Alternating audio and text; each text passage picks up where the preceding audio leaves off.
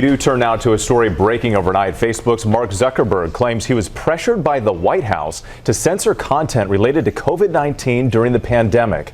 Aaron Katursky joins us now with details. Aaron, good morning. Good morning to you, Whit. For years, critics have taken aim at Facebook for silencing views that challenge the general consensus in the medical community, especially about the origin of COVID-19. Now, Facebook's founder surprisingly says they're right. Mark Zuckerberg says his teams didn't want to, but they were under serious pressure from the Biden administration, and he is telling members of Congress that this will not happen again. What up, everybody? It's your boy Nate the Lawyer, and today we're diving into a topic that should make you pause and think about how powerful the government can be, especially when it's controlling information. We're talking about government censorship, specifically how the Biden administration pressured companies like Facebook to remove content and what that means for your First Amendment rights. Oh yeah, and we also have to talk about the Hunter Biden laptop scandal and how Mark Zuckerberg regrets being played like a fiddle by the FBI. So grab your popcorn, this one's gonna be good.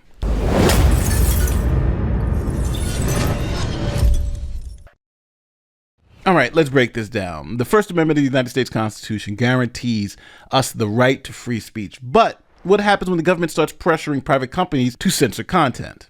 Well, that's where things get a little tricky. You see, the government can't outright censor speech. That's a violation of the First Amendment. But what if the government leans on private companies, pressuring these private companies to take down particular content? Well, that's called government-induced censorship, and it's a sneaky way of getting around the First Amendment's prohibition on government censorship. Now, Facebook, or Meta, as it's now called, found itself in the middle of this mess. Mark Zuckerberg recently admitted that the Biden administration pushed them, Meta, to censor content related to COVID-19. This included even satire and humor. Yeah, get that right. They weren't just going after misinformation. They were shutting down jokes. And even worse, Zuckerberg says he regrets caving to that pressure. Here's exactly what he said in his letter. In 2021, senior officials from the Biden administration, including the White House, repeatedly pressured our team for months to censor certain COVID-19 content, including humor and satire, and expressed a lot of frustration with our team when we didn't. Now, what I think people are missing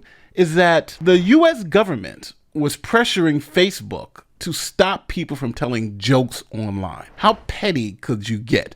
And what a violation of the First Amendment. They're going after people telling jokes about COVID-19. So this alone would have made this video worth making. But Mark Zuckerberg goes into more stuff. All right, so I got to take you back to the Hunter Biden laptop. Now, remember that whole story where the New York Post was censored for putting a story out about Hunter Biden, and their story was like erased from the internet? Newly released internal conversations at Twitter reveal the social media platform temporarily quieted the potentially politically damaging Hunter Biden laptop story just weeks before his father won the presidency.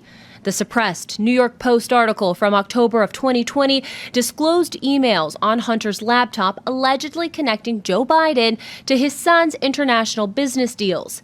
Deals taking place while Biden was vice president. Taibbi tweeting, quote, "Twitter took extraordinary steps to suppress the story, removing links and posting warnings that it may be unsafe. They even blocked its transmission via direct message, a tool hitherto reserved for extreme cases like child pornography." What he's showing here is evidence that the Biden campaign colluded with big tech to suppress a story that we now know is 100% true. Now, when it comes to the Hunter Biden laptop story, what I really need you guys to understand is that the FBI already had the laptop and knew that it wasn't Russian disinformation. Do you understand? They had the laptop for almost a year before the story broke, and they knew it was the real deal. Yet, they still went ahead and warned social media companies to be on the lookout for Russian disinformation regarding this particular laptop. And if you look in Mark Zuckerberg's letter to Congress, that's exactly what he says. Here is Mark Zuckerberg's letter. In a separate situation, the FBI warned us about a potential Russian disinformation operation about the Biden family and Burisma in the lead up to the 2020 election. That fall, when we saw a New York Post story reporting on corruption allegations involving then Democratic presidential nominee Joe Biden's family, we sent the story to fact checkers for review and temporarily demoted it while waiting for a reply. It has since been made clear that the reporting was not Russian disinformation, and in retrospect, we should not have demoted the story. Now, talk about playing both sides. The FBI was pulling the strings, and Facebook was dancing to their song, suppressing a story that could have had major implications for that election cycle. Now, fast forward, and Zuckerberg, singing a very different tune, now admits that it was a mistake to suppress the Hunter Biden story. And on the Joe Rogan podcast, he says it sucks that the story was buried, but he tried to justify it by saying, hey, we were just following what the FBI told us. How do you guys handle things when they're a big news item that's controversial? Like, there was a lot of attention on Twitter during the election because of the Hunter Biden laptop story, the New York Post. Yeah, we had that too. Yeah, so you guys censored that as well? So we took a different path than Twitter.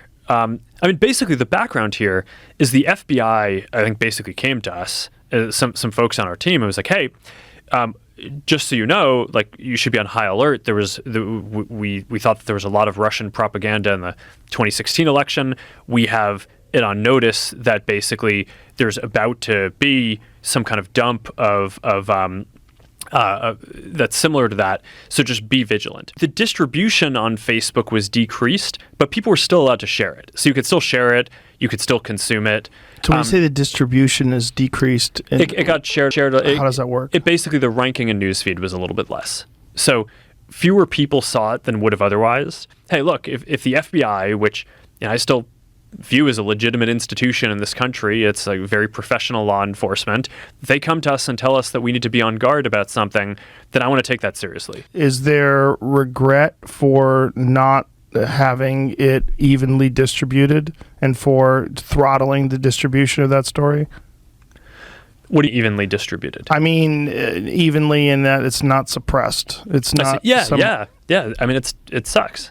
Yeah. Yeah. I mean, because it turned out after the fact, the fact checkers looked into it. No one was able to say it was false. Now, I think you guys need to understand this point. The FBI knew the story wasn't false. They knew it wasn't Russian propaganda. But yet they let all the social media companies believe it was to suppress the story. Talk about a conspiracy theory about the deep state, right? So what does this mean for our First Amendment rights? Well, if the government is using private companies to do its dirty work, that still amounts to censorship. When the White House pressures a platform like Facebook to take down content, it's a clear violation of our free speech rights. It's one thing if Facebook decides to remove the content. It's their platform, their rules, what can you do? But when the government steps in and starts making suggestions, that crosses a line into unconstitutional territory. Now, there's an ongoing case in the courts right now, Missouri v. Biden. Now, this case involves several states suing the Biden administration, claiming that the government pressured social media companies to censor certain speech, especially related to COVID-19 and election integrity. Now, the states argued that the pressure constitutes government censorship through private actors, violating the First Amendment. Now, in a shocking 6-3 decision, the Supreme Court said yes, the government can pressure social media companies to take down misinformation. So the Supreme Court has ruled that the White House can pressure social media companies to remove content that may contain disinformation. The case in question dealt with the Biden administration's decision to do that during the COVID-19 pandemic. In a 6-3 decision, the justices said the plaintiffs who brought the lawsuit didn't have legal standing. Now, as you can see, we're getting to the point where who decides what's misinformation? At one point, the Hunter Biden laptop story was misinformation until it wasn't. So what's the bottom line here? Well, when the government pressures private companies to censor content, it's a slippery slope because it can lead to an erosion of our First Amendment rights. And in this particular case, it seems like the Supreme Court's okay with the government pressuring Facebook and all these other social media companies to censor what's known as disinformation or misinformation, things that are obviously not true. But now I think the Hunter Biden laptop story gives you a prime example of how the government can use misinformation about disinformation to manipulate the public. Remember, the FBI knew 100% that the Hunter Biden laptop story wasn't Russian disinformation. And at no time did they share that with Facebook or Twitter or any of these other companies and let them suppress the story for over a week. Now, what do you guys think should be the fix to this problem? Do you think the Supreme Court got it right when it said, hey, the government can order social media companies to suppress misinformation? Who decides what's mis and disinformation? Are we going toward this ministry of truth where you're going to have a committee saying this is true and cannot be suppressed? And how does this have to do with jokes? Because don't forget, the government was even trying to suppress jokes about COVID-19, which in no world would equate to mis or disinformation. It's satire. Now, if you're here at the end of this video, don't forget to like, share, subscribe, and do all that great YouTube stuff. My name is Nate the Lawyer, and I'm going to see you on the next one. Peace.